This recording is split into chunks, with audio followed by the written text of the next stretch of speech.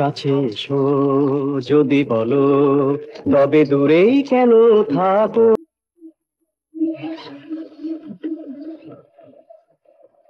ভালোই গাইছো, তবে পাঞ্জাবি না পরে শার্ট পরলে বেশি ভালো লাগতো তোমাকে। পাঞ্জাবি তো বেশি ভালো লাগছে না। তুমি না বললে ওটা পড়তে। সত্যি আমাদের পাশের বাড়িতেই এমন একজন ধনী শিল্পী আছে যে আমি জানি না। ভাবি প্লিজ, আজ কিন্তু আমার বাসায় খেয়ে যেতে হবে। না না ভাবি, থাক, আজ না, অন্য আরেকদিন। না না প্লিজ, যা রেঁধেছি তাই খেয়ে যাবে। তার দরকার হবে না। না না ভাবি প্লিজ, মানা করবেন না। ক্ষতি নেই সাথে যদি নাই বা থাকো।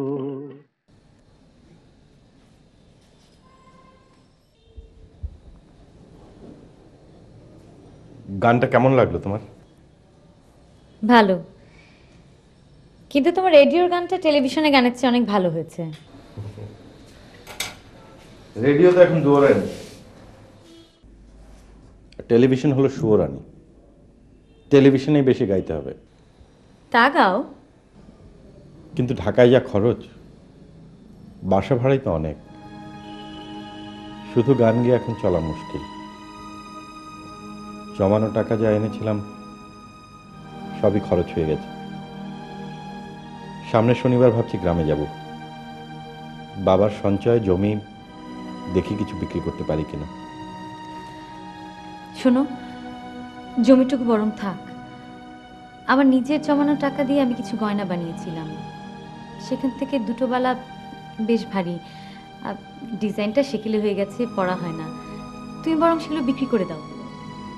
না, তুমি বলেছো এতে আমি খুশি, দরকার নেই। কেন দরকার নেই? কেন? তুমি আমি কি পর? আমার জিনিস নিতে তোমার অসুবিধা কি? না, অসুবিধা নাই, লাগলে নেব। আবার যখন সময় হবে তুমি গয়না বানিয়ে দেবে, এটা কোনো ব্যাপারই না। তার চেয়ে চলো কাল ময়না ভাইয়ের কাছে যাই। কিছু টাকা ধার নিয়েছিলেন উনি, ফেরত পেলে খুব উপকার হবে। ঠিক আছে, চলো।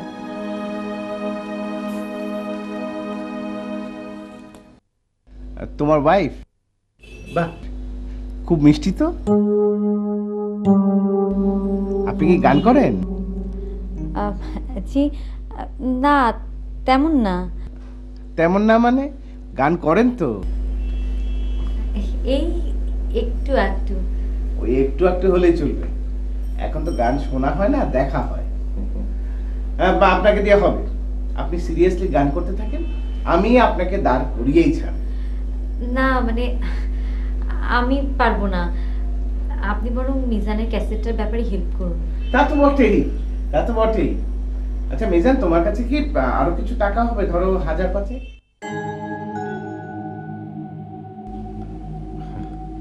না ময়না ভাই, আমি তো ভেবেছিলাম আপনার কাছে আজ কিছু চাইবো। না থাক। না মানে ওই তোমার ফটো সেশন আর ড্যাট ট্যাট কেনা নিয়ে। ঠিক আছে, না হয় কয়টা দিন। ঠিক আছে, ঠিক আছে।